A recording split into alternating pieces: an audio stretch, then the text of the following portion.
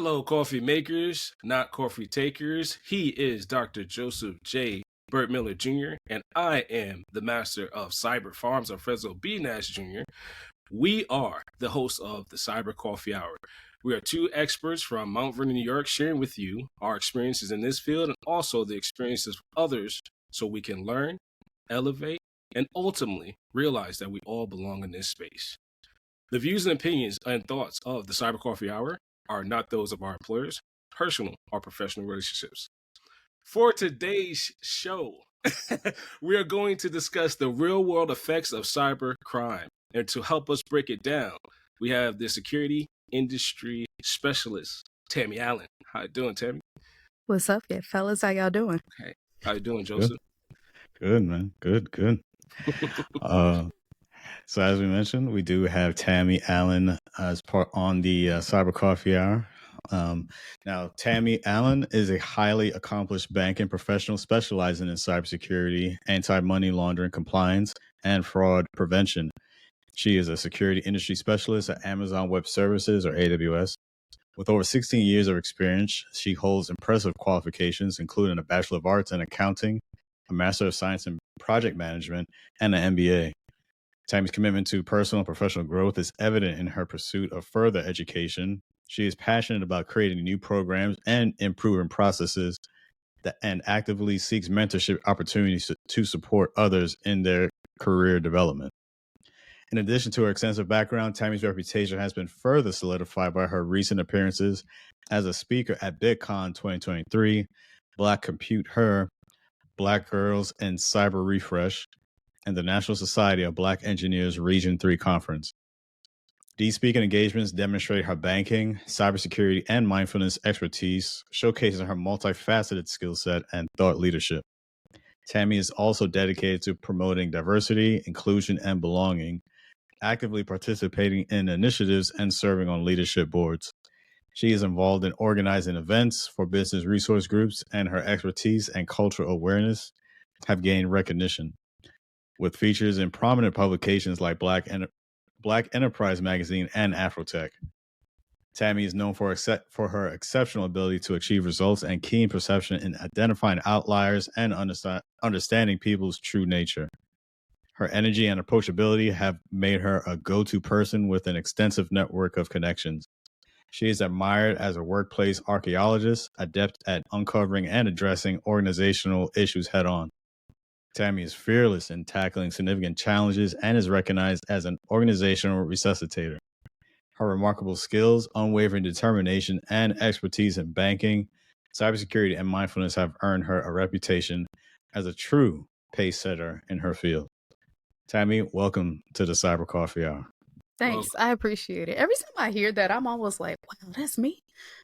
Yeah, your pace setter. We try to keep up with you, Tammy. Shit is wild. Well, no. And like since then, right? Like I'll add these two little nuggets. Like, so since then, I just landed. I'm gonna be on a panel discussion with the SANS organization in April. Let's go. Right. Yes. Okay. So I just found out it's going to be me and a panel of, I think, 5 other Black women in cybersecurity. So that's going to be really powerful. And nice. Last month, I just started a new volunteer position with Girls in Technology. So it's like a subset of women in technology local to the DMV area. And so I'm now the director of communications for them. So wow. Yeah. Busy woman. Yeah, we're gonna have to update the bio again. Right. Hey. I was listening. I was like, "Damn, how is this already outdated?" But no, I appreciate it. Really happy to be here with you, gentlemen, today, so we could talk about, cybercrime. I'm with it. Let's go. All right. Yeah, absolutely. So, So as we start this discussion, one of the first articles we're going to take a look at, it is titled Cybercrime to Cost the World $9.5 trillion annually in 2024. This article comes from cyberventures.com. The authors are Stephen Morgan. The author is Stephen Morgan, editor-in-chief. I'll just start with a quick excerpt, and then after that, I'll look to you two as we break this down. So, cybercrime is predicted to cost the world $9.5 trillion in 2024, according to Cybersecurity Ventures. If it were measured as a country, cybercrime would be the world's third largest economy after the US and China.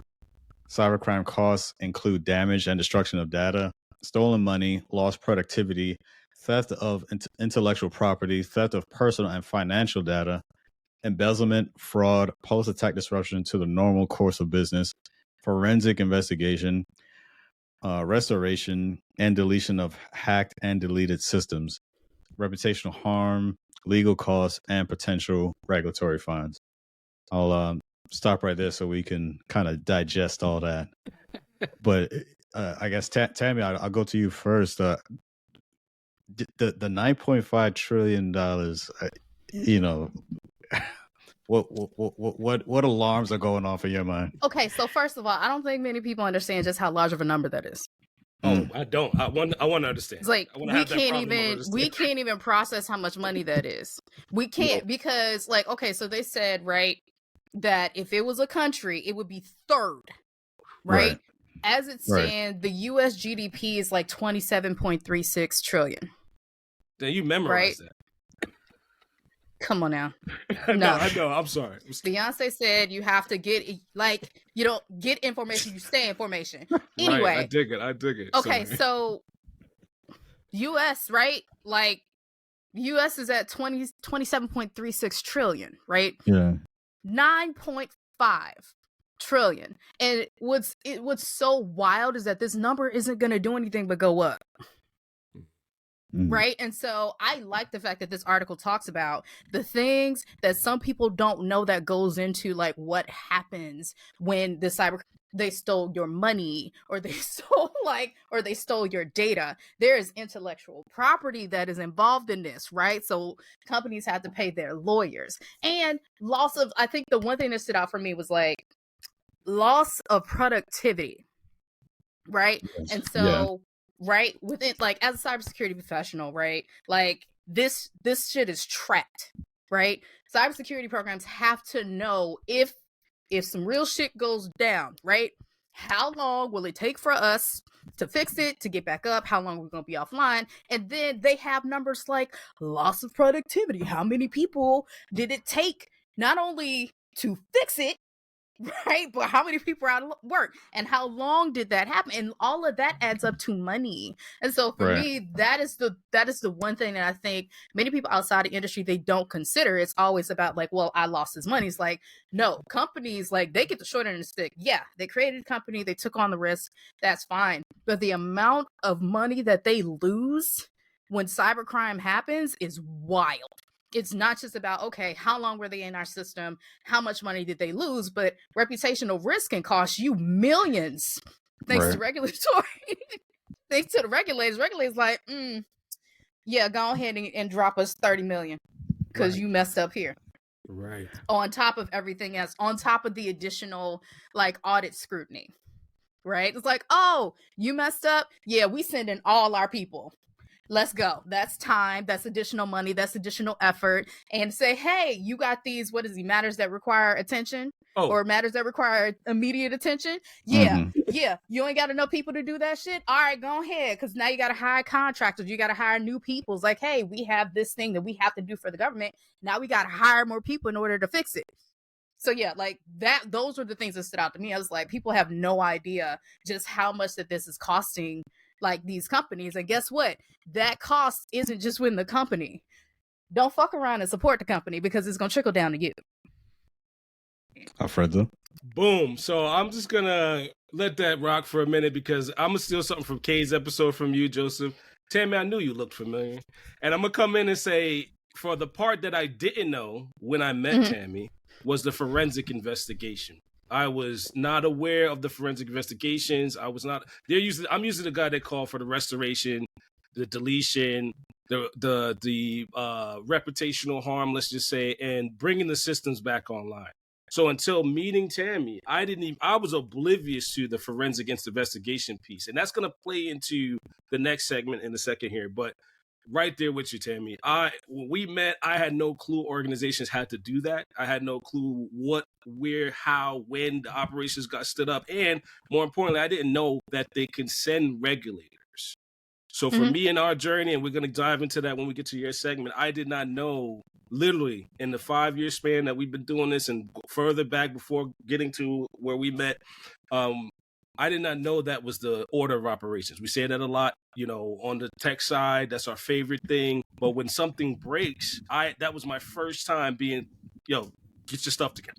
Come and restore these systems, come find this data. Reputational harm is at stake. You will do this because somebody else is giving us an action to do this. So that resonates. And that made me track what I didn't believe existed, cybercrime. For years, I didn't believe, as a technologist, cybercrime was legit on the docket, or let's just say a line of business in an organization, right? It could impact the line of business. It can impact the reputational, legal, and, the how to say operations of a company's day to day. So for years, I just thought that was something I chased in a textbook until I witnessed what happens when one of these organizations are compromised or victimized by cybercrime. Right. So looking at this article, it kind of breaks it down to 3 different categories, maybe 3 major categories that we're talking about cybercrime. So you have ransomware, cryptocrime, and also the cyber tech services. Look first at ransomware. So cyber criminals will attempt to infiltrate and encrypt corporate networks, demanding substantial ransom payments in return for a decryption key. Rather than grind operations to a halt for long periods, some businesses will pay up. Some will succumb to that pressure and pay the money. Man. So others may be subject to double extortion tactics, in which data is stolen prior to encryption and then set to be released publicly unless the victim capitulates to blackmail. In the White House National Cybersecurity Strategy, the government reclassified ransomware as the top security threat that requires a comprehensive federal approach in lockstep with our international partners to combat. And get ready for this. Ransomware will cost its victims around $265 billion annually by 2031, up from $42 billion in 2024 and in $20 billion in 2021. So Cybersecurity Ventures predicts with a new attack on consumers and organizations occurring every 2 seconds as ransomware perpetrators progressively refine their malware payloads and related extortion activities. So I'm going to stop there and want to hear your thoughts, Tammy. I was hoping I'd take it first, but go ahead. Okay, no, because I'm going through this and I'm thinking in my head, like, how many times? I think that's 6 times. Like, yes. I think it's gonna go up 6 times. Like, was that increase like 15% or some shit? Like ridiculous. The stickler here for me is that people do not know how many companies pay the ransom. Right. And a lot of the companies pay the ransom quietly. You will never, you'll have to find and scour the earth to say, what? Like, they had a ransomware attack and they paid it? Why? Because it's easier for them. There are companies that are big enough that they can take this hit. Where it's kind of like, okay. However, since for me, the theme seems to be the regulatory stuff that comes on the back end that people don't know about, I know, for the past few years that FinCEN has been working on things where, don't tell me what the regulation is because I can't think about it right now, but they're having discussions because if a company pays ransom to, and comes to find out that those people or that cybercrime group or whoever is a specially designated national, is on the OFAC or the sanctions list. If that happens, then the company is getting double or I guess according to this triple penalized. Yeah, they're gonna get fined again, right? Because you're gonna get fined again. Because I'm okay, yeah, you already your systems were compromised, you paid a ransom, but now you paid a ransom to somebody that is on the government's list, so now you gotta deal with the regulators. So it feels like you're damned if they're getting it from both sides. But yeah, for me, we already know how devastating ransomware is. But isn't there another? Sorry, go ahead. No, you go. No, I was just gonna ask. So you have that side of it, but also isn't there another component to say why a company would secretly pay the ransom because they don't want other attackers to know? Okay, this company's paying. Let me go hit them up because they're paying. That's another part.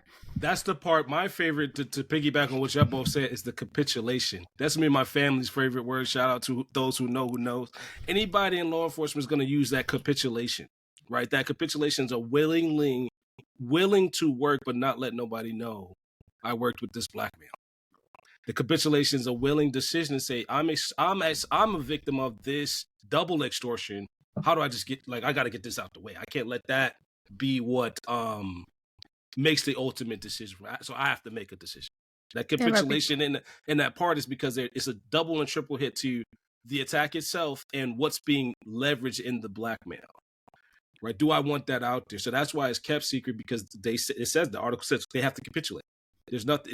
You're weighing against two unfortunate circumstances, and they have to make the decision to agree to pay the ransom. And that pressure to agree is not out there, like you said, Tammy. Like that's the onus that I had to learn to. Again, I didn't know that was all on the table. The capitulation included. When these investigators show up, they have to now go and say the company agreed to this. Why? Was it the blackmail? Was it the system restoration? Was it the revenue? What made you agree to this? And did you know who you were agreeing with? Most people don't know who they're agreeing with. No, they don't. They just want the data back. They just want the data back. And it's and also this also reduces the reputational risk for them too. It's if they quietly accept the ransom, then they don't really have to, it's almost because the public is fickle when it comes to this type of stuff. It's they had a ransom, but they paid the ransom and they got the data back. Most people are mostly concerned with is my data okay? Is my money safe? Right? Is the information that I entrusted to you okay? But yeah, I'm glad that you mentioned about them agreeing. Why did you do that? Yeah. But sometimes it's easier. It's the way it is in these streets, many people have no idea how much a lot of these, not even large companies, but companies in general, are fighting for their life every day. Not just every day, but damn near every second. Constantly. Around the clock, 24/7, they are constantly being hit with shit. Right? Okay. And so that's why, I'm always going to say, right, a breach is never about if. Yeah, industry's saying that too. The question is when, and then most of the time, you've already been breached. The question is, how long is it going to take for you to find it? Capitulation is manipulation too. So we see that manipulation there too. That's another one. Sorry, go ahead, Joe. Sorry. No, you're good.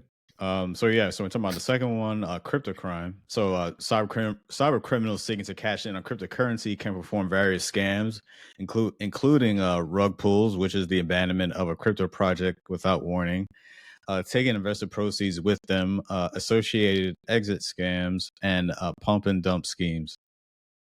So Cybersecurity Ventures predicts cryptocurrency crime will cost the world $30 billion in 2025 alone. That's nearly twice the $17.5 billion lost in 2021. And these figures are expected to grow by 15% annually. Can I jump in first? Yep. Okay, so let me say this. Let me say this for all the people in the back. Just because we work in cybersecurity don't mean that we don't get scammed too. Please don't think that. Please don't think because we work in it every day or we have certifications, education, whatever, that we are somehow above being scammed. Because crypto, dude, I got my crypto stolen last year. And it was really good. It was so good. Y'all can come for me in the comments right now. I don't care, because you need to understand just how smart these people are. So I will not name the company, but I had my crypto in a certain company, and what happened was somebody called me and it was so we see that somebody's trying to get into your account and we want to call and reset your password. So me, a cybersecurity professional, is asking them 50,000 questions. So what's your name? Give me your number. What's your email address? Can you send me a confirmation of this? How do I know that this is you? How do I know that I work for you? Wait a minute. This feels different. Are you sure? What is going on? Right. And so me thinking okay, I got this, man. I got this, right? But something in the back of my head is girl, sure? Are you sure? And so what ended up happening is, I don't know how they did it. Like, no, I actually do know how they did it. There was a breach from another company a few months before, and the company that I had my crypto with was involved in it. And usually what happens, for the people who don't know, when there are large breaches that include companies with like tons of other people's data, right?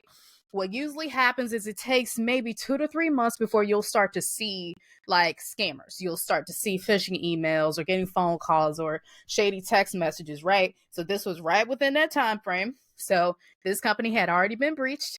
I, for whatever reason, did not change my password. And so what I thought happened is like they got into my account, called me, made it seem like my account had already been breached. And what was happening is they were walking me through the process of resetting my password and bypassing all of the security, the MFA, the multi-factor authentication.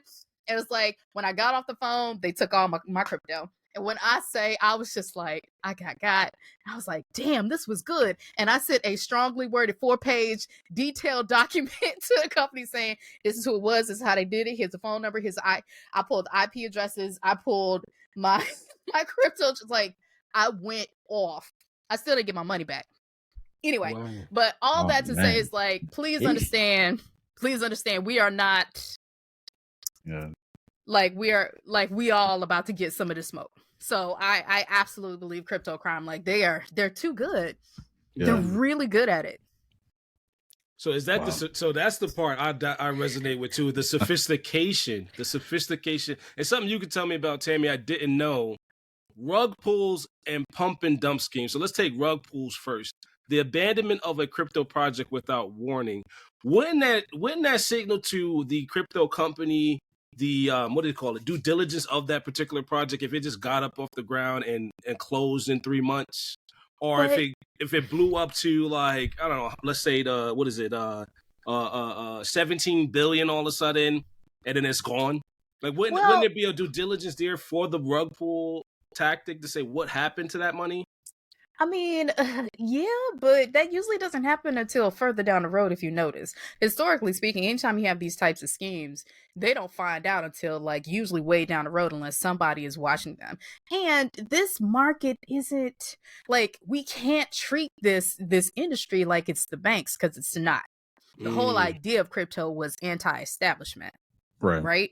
And so there's a lot of regulations that aren't related to this. That's why people can't easily spin up new like altcoins easily, right? So it's like the wild west out here with this crypto. Right. So people can kind of do whatever the hell they want to for the time being.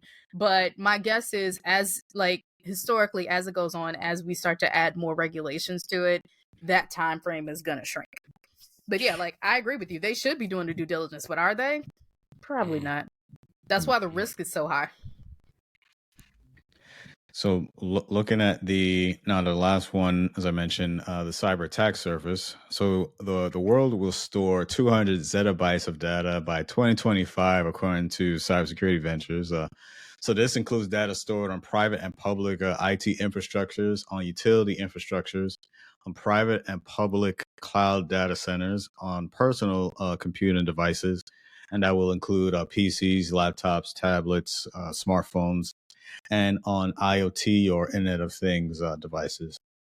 The internet, now viewed by some societies as necessary as access to water and electricity, continues to connect the globe. Alfredo, you got something to say? I see you. I see you. Keep going. Go ahead, man. All right, so I'll share with you guys. I'll go first because I was 10 years ago, I didn't even know what a zettabyte file system was. I'm be real. I'm expose myself, put it out there for the audience. I worked in a particular industry where they schooled me to game. They put me on to game what a zettabyte was. What a zettabyte has access to and data. What we see here is critical infrastructure. Let's go back to that episode now, right? How much zettabytes store an entire critical infrastructure? And then what's coming after that zettabyte? The mythical being is a yottabyte. Right. So I didn't know I could preach that to the choir through the teeth because I didn't know 10 years ago a zettabyte exists, exabyte before that. What's coming because of the scale of this data is the mythical yottabyte. whole city scale size data sets. And we could preach to the choir and get some people from my track to tell you it's a pain in the grits to restore an entire site at a zettabyte. That was the joke. Like, how do you restore a zettabyte worth of data?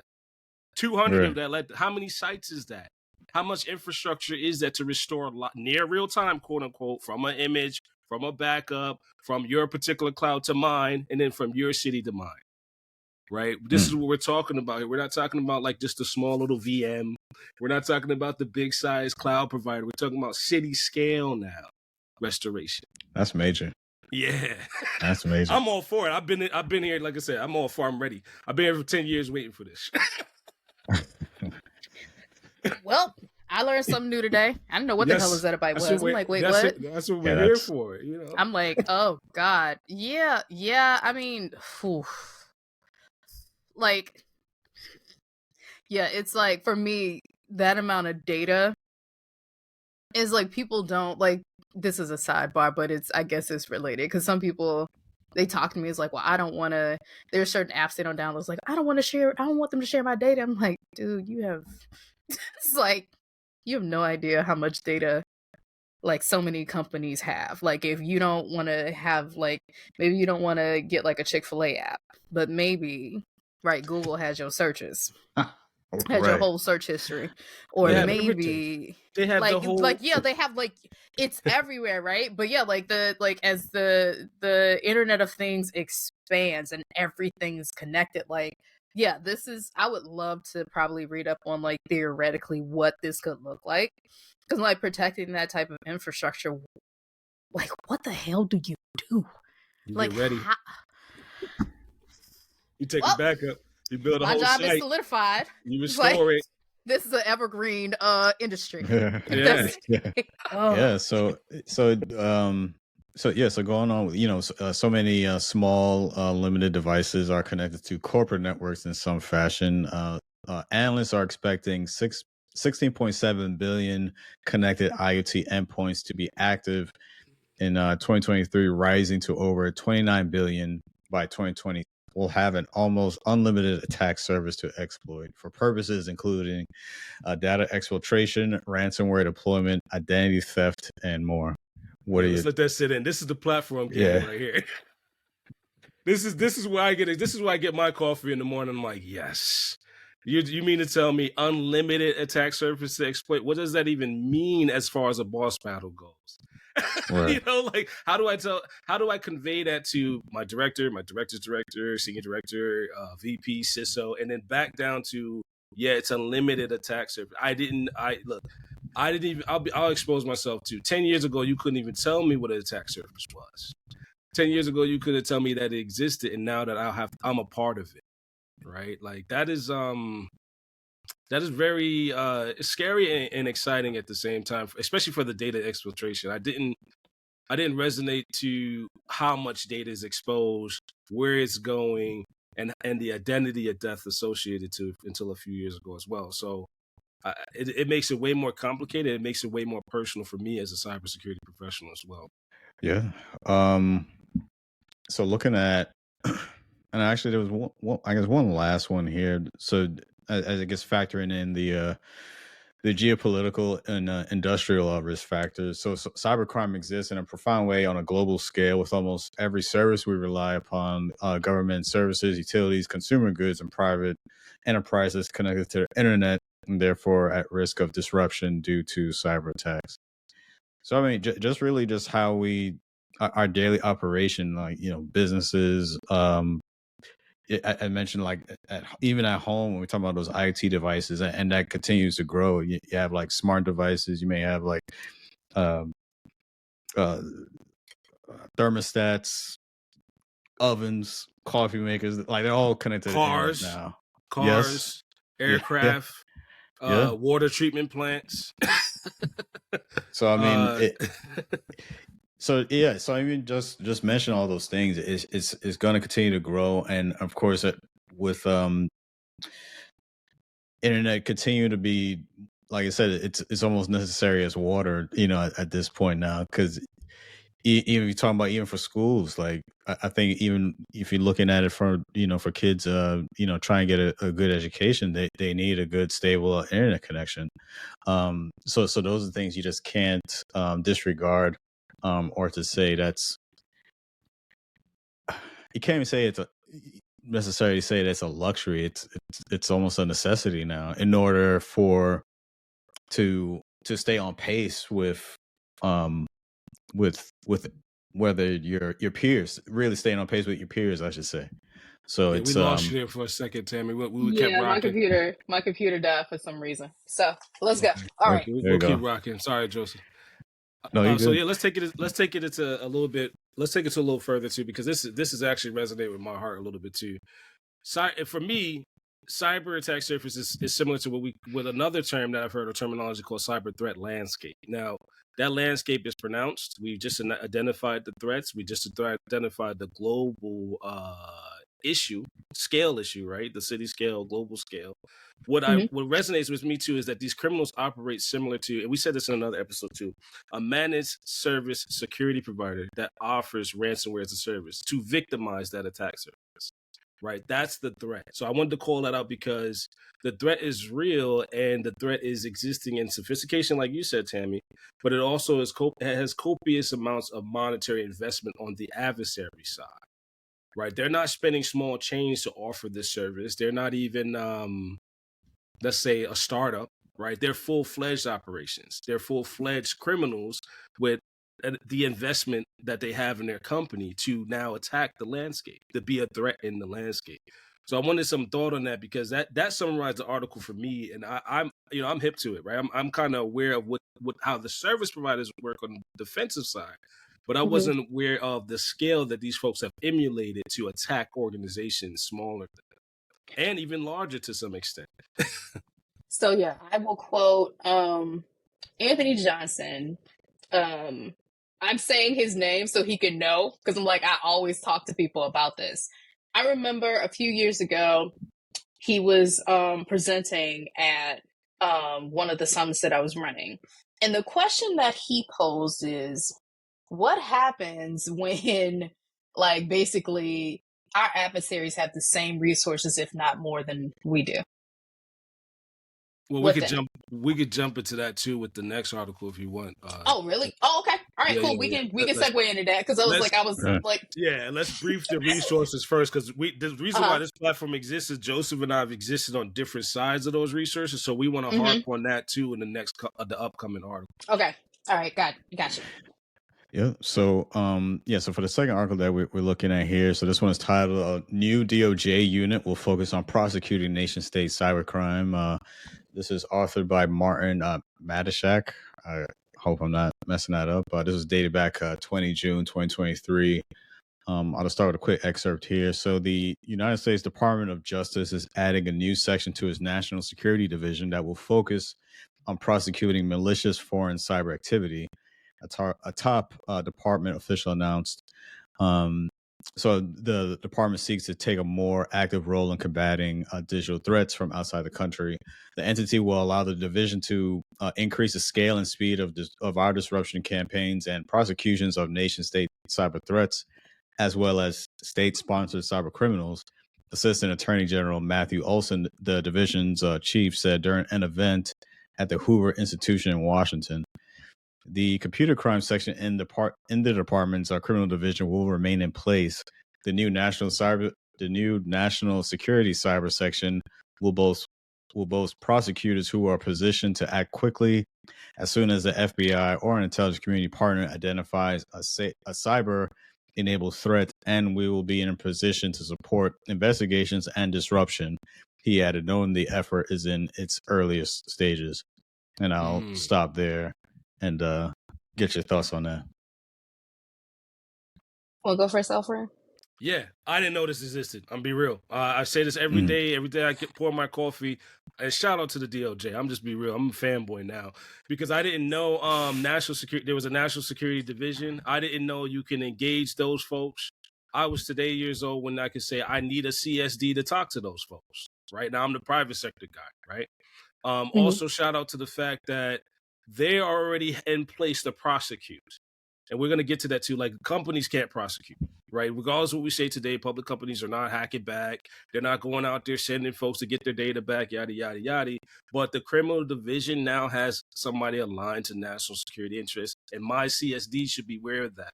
Like, that's something that, again, wow. I didn't know that taxonomy existed. We'll touch on that, but now it tells me to step my game up, right? I got to be willing to sit down with these investigators and talk the talk, because my data's out there. There's a victimology on my IP, my legal firm, and the people I serve, the customers, right? So I didn't know that. I didn't know, today years old, I learned something new about having a new national security division stood up. No, I'm glad that you mentioned that a lot of companies aren't going after these criminals because Right. legally, They can't. Yeah. Legally they can't. Mm-hmm. Now, please, like, do not get it twisted. We would love to do that. Right. Like, most of us in the industry is like, come on, like, please, just one opportunity. Like, let me get we can get our lick back. Like, please understand, like, we could. Most companies could, but they can't legally. Like, their hands are tied because I'm like, what happens? What happens if they find somebody? What if that somebody turns out to not be who they say they are, right? And then we're colluding, like, and like, what if they're like related to terrorism or like all like it's like legally it is not. It's a land, like it's a minefield. They don't want to touch it. But the fact that now, like, right, the DOJ said we got you, because me, I'm like, oh, this is great because my main thing is like I'm always talking about how cybersecurity is everybody's problem. It's not just the cybersecurity organizations within companies. It's everybody. Right. And this is a testament for them saying, you know what? We need somebody specifically in cybersecurity, like in this particular area. And all I see is like, oh, this is good because it's going to start the domino effect that more and more of the government entities are going to recognize we need somebody that's focused on the cyber shit, and then those people can always be talking to each other and sharing intelligence. So yeah, I'm here for it because, like, yeah, the DOJ has they got the power behind them to say like, hey, we going after these people, and now they have the resources to do it. And I think they also said that they're going to be partnering with the FBI. Yeah, FBI intelligence, part of the IC, right? So again, 5 years ago, you could have told me when I was in school, I had to learn what the IC was. I didn't know what an IC was. And shout out to Utica University. I will name drop them all day, every day. They put me on to what an IC was. Even in my previous travels, I didn't know the operations at scale. Like you said, my favorite two, threat intelligence, didn't know what that was. Malware analysis, didn't know what that was. So shout out to them as well, because 5 years ago, you could ask me what an IC was, and I'm like, we don't have that in our company. Right? So, what you say? No, I'm playing. But I just want to put this out there. So the article does mention that it's in its early stages right now, as because it was just talked about. It is working with the FBI, but they kind of give an indication that this is going to grow to something big. And also, if you have that collaboration, and I think that's always been something that always has been, I don't want to say vulnerability, or maybe I'll say a weakness as far as when we're talking about like information sharing within, the government entities. So having this and I guess this initiative and them stating that they're just getting started. Do you think, and Tammy, I'll go to you first. Like, do you think this is something that we could see? Maybe they're working with CISA or even some of the other IC or members of the IC community in order to, as we're talking about combating cybercrime, or have a stronger presence, be able to detect and respond to some of these cyber threats. What are your thoughts on that, Tammy? No, I absolutely agree because they're already like the conversations are being had, but from what I've seen, it's usually been like somebody who's former government, right? And they moved to the private sector, and so they still have their connects, and like yes, like the goal here, like this opens the door for more information sharing, and not even more, but faster. because that's like It increases anytime you're that dealing with efficiency. cybercrime, Right. right? Cybercrime is always it's a time box. Most of the time, you won't be able to get real time, like anything. And this kind of like opens that door to say, okay, let's kick down another door. It's like, here's one step closer to us being able to combat this in real time, or as close to real time as humanly help possible. her. So yes, so oh, there she is. Yeah, you got. I think they didn't want you to say what you was about to say, Tammy. I'll help you out. You literally paused, so I'll help you out. The gateway in real time, I always used to say, is near real time, right there. And, yes. if I get cut off, we know what it is, right? Information sharing is not a real time assessment. It's not the millisecond assessment. It has to land somewhere. Those cyber threats have to be contextualized, and I knew this. Yes. But a lot of the organizations don't have that monitoring resource to get it back to whether it be the government or another division that's been compromised. So, yes, it's I hear what you're saying, because that gateway doesn't exist. And when I say we, when you think the public versus private sector doesn't have that capability. You got to build up that threat intelligence sharing capability, the platforms. It's like we see on the big data side and the machine learning side. It's more contextualized, to be sent in real time, so it's not noise. I can send all this stuff over to this agency and it'll just be relevant to me and mine, but it's not. It's noise. And it's to your point too. How do you say it? If it's in this article, and my dad used to say this a lot, rest in peace, right? If it's in this article, it's already happening. It's already happening. It's just a matter of building that gateway from their NSD to a CSD in the company. If that company doesn't have the CSD, they're not in place to engage, vice versa, with these folks who are already in position. Right, they're already in position. A lot of the companies that they're supporting might have, and vice versa. Some capabilities might be bigger than this division's because it's in its early stages. Right, so the reverse happens too. The company could be sending a lot of data, a lot of information across the sector, and this division is just contextualizing it, just getting to understand those threats in a sector, bank, car company, energy company. So that resonated with me, and I'll piggyback off of what you said, Tammy. They have to collaborate. They have to send it in real time. Well, I mean, like, y'all, Alfredo just explained the difference between sharing data and sharing intelligence. Because the difference between those two is like intelligence, like you can actually do something with it versus just kind of like, hey, this thing is happening. It's like, well, we don't know who, what, who, what, where, when, why is this important to me?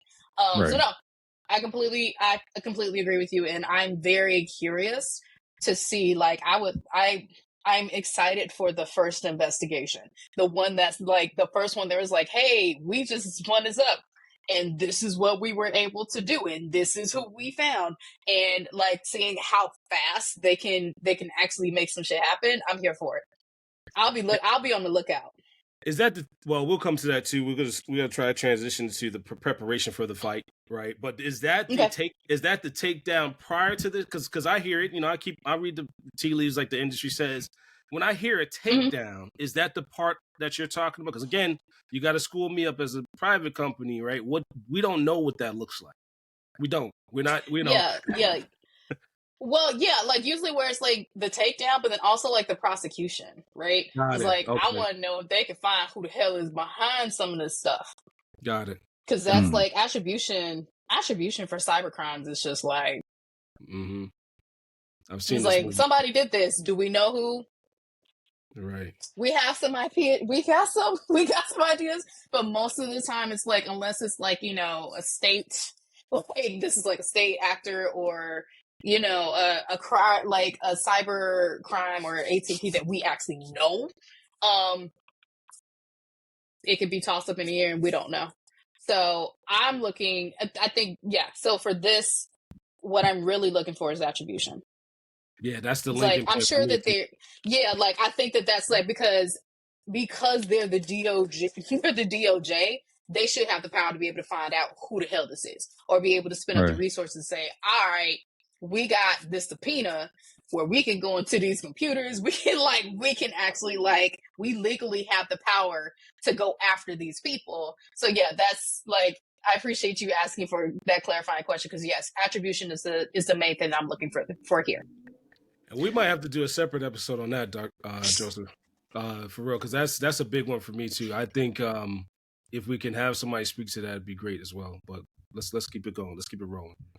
Yeah. So just to kind of wrap this up, I just want to share one last thing on this. So just giving an example of DOJ's aggressive approach, working with the FBI. So one example came about when they announced that they had disrupted a sophisticated malware implant that was used by Russian hackers for nearly 2 decades. So, and what this is, so back in May 2023, the U.S. and international authorities revealed the successful dismantling of a malware implant, as I mentioned, been around for 2 decades by a well-known Kremlin-backed hacking group. The Justice Department obtained court authorization on Monday. Again, this is backdated, enabling U.S. law enforcement to eliminate the malicious code named Snake, utilized by the Turla Group, long associated with the Russian Federal Security Service, or FSB. The group's activities were traced to an FSB facility in Ryazan, Russia. All right. So, and then going to our last article here, this one's titled, The U.S. is less prepared to fight cybercrime than it could be. This is the authors. There's a GAO article, authors Marisol Cruz-Kane, the director of GAO, and Greta L. Goodwin. I guess they're both directors. That GAO, yeah, probably, yeah. Okay, so just in a quick snippet here. So yeah, cybercrimes in the United States have resulted in hundreds of billions of dollars in losses and threaten public safety and economic security. The victims are widespread and include individuals, schools, businesses, utilities, and governments. So we talk about like why cybercrime is difficult. So one is so cybercrime, including cyber enabled crime, generally consists of criminal activities that target a computer or network for damage or infiltration, or use the internet to conduct criminal activity. Cybercrime in the United States is increasing, resulting in billions of dollars in losses and threatening public safety. However, the United States lacks comprehensive cybercrime data and monitoring, leaving the country less prepared to combat cybercrime. I'm gonna stop right there. Tammy, I'm so glad this is a video so they can see me and Al shaking our heads during the Russian. Yeah. It's like this is the perfect segue. It was like 2 decades. Yeah. They just found it, and it's that's my whole career. Jesus, that's my whole career. Like, look, 2 decades. Oh my God. 2 decades, and this ain't the company. This is the government, right? Right. We are not as prepared as we could be at all. And so, yeah, like I love the fact that this article uses cyber-enabled crime because I don't know. Maybe people fight in an industry about like, well, is it really cyber-enabled? It's like, really, unless somebody's like walking into a bank and grabbing money, most of the crime that's going to be going on is going to be cyber-enabled. Like, well, the ones that's going to cost the most money. I'm gonna say that. But yeah, it's hard. It's like these are people sitting behind computers and firewalls and VPNs and all sorts of shit. And so being able to find that, and then like the fact that it's like the US lacks comprehensive cybercrime data and monitoring. Why? Because there's really no like, okay, we have different standards and different frameworks that say, hey, this is what a comprehensive cybersecurity program should look like. When it comes to crime, it's just kind of like, well, it could be this or maybe that. Companies get to decide what they decide is crime. They also get to decide like the risks that they take on. And then the government says, well, we think it might be this, but we're going to leave it broad so you can kind of give it to us. So it's like, it's a lack of, there is no standard. There's nobody saying, hey, this is cybercrime. This is what it looks like. Here's the information that you need to provide. And here's one place where you can get it. Right. And instead we got like 3, 4, 5, 15 different organizations that sit within the government, outside the government, that's collecting different information and different data. And then like Vincent has a completely different definition of what cyber-enabled crime means versus what other companies and the cyber industry mean. So it's kind of like we have all of this information and all this data and have no centralized place to put it. and then have like the right people analyze and say, all right, we got all of this data. Here's what we can do with it, right? From data to intelligence, right? There's nobody making that transition or making those connections. And that's like, for me, my career, that's one of the big things that I've always thought is like, all of these different companies or within the companies or different groups need to come together and we need to talk. We need to share information so that way we have a clear understanding of what the threat landscape really is. Bingo. Because most of the time we don't. I'll take it up from there. I don't know if anybody notices it. I'm a heavy gamer, right? I've said this on my beta episode. The jest in there is the FSB the operation was called Snake. Now, for people that go back 20 years, that's from a game called Metal Gear. Yes. Right? Metal Gear. Okay. Yeah, Snake, the agent, right? The adversarial team, the red team, let's just say, because you know where I'm going with this, Tammy, in a second. The red team was given that adversarial name. What I don't see here is the Outer Haven, right? If you follow my mantra here, Guns of the Patriots is my favorite game too. Shout out to anybody that knows and plays video games. The monitoring of this data came out of an Outer Haven, came out of an enclave that they set up. The beginning scenario in that game was they set up these operations, these virtual battlefields, right, to go out and do what in the later of the game execute on. Commence the operations. The mother bases is what they were called in the universe, for those that know. For me, my entire career as well goes back to where I learned where a platform could be stood up, Outer Haven could be stood up in the adversaries realm. Because I'm not, again, just a guy who plays video games. I didn't even know then that somebody would come out in today's real life and say, this is Snake. That when I read that article, I'm like, huh? They talking about Metal Gear? And then, okay, to your point, just being full jest here, the investigation and prosecution spanned four series till we got to Metal Gear Guns of the Patriots to need the operational mother base, to need that collaboration, the shared threat intelligence, spin up other operations, cyber operations included, because we look familiar, Tammy. And then teach me how to do that as the guy going into this virtual VR mission, this virtual battle space, because I don't know how to do that as a cybersecurity professional. So it comes full circle for me because the investigation, like I said, don't know. The prosecution, we could store that for specialists. And the identification on my platforms, my cyber threat intelligence platforms, which Google me, OSINT Gurus. I did a paper on this for my academia, and I didn't know it was real 5 years ago. And I'm still not ready. Right? I'm still not ready to understand that definition of cybercrime and who's commencing it, who's doing it in all of these spaces. So yeah, that developing taxonomy that the DOJ is giving me puts me onto. I need to learn that and be ready for the cybersecurity operations. Right, I need to be ready for the threat intelligence sharing, the malware analysis, the DFIR, all of those subcomponents that come with the taxonomy in Outer Haven. Wow. So picking up. Wild. Sorry, go ahead, Joseph. No, so the federal agencies, so like FinCEN, IRS, ATF, DEA, all use use a variety of mechanisms to collect and report data on cybercrime, including cyber-enabled crime. The nature and use of these mechanisms generally depend on the mission and focus of the agency's identification, investigation, and prosecution. So those federal agencies identified challenges in defining shared metrics, and those include measuring the extent and impact of cybercrime, agreeing on a definition of cybercrime, and coordinating among law enforcement agencies at various levels. And that really stuck out to me because even Tammy, as you were speaking on a little earlier, when you have all these different agencies and they have their own separate definition of what constitutes cybercrime, or I feel that alone is a problem, because one agency may say, this is a big deal. Another one will be like, no, not really. So right.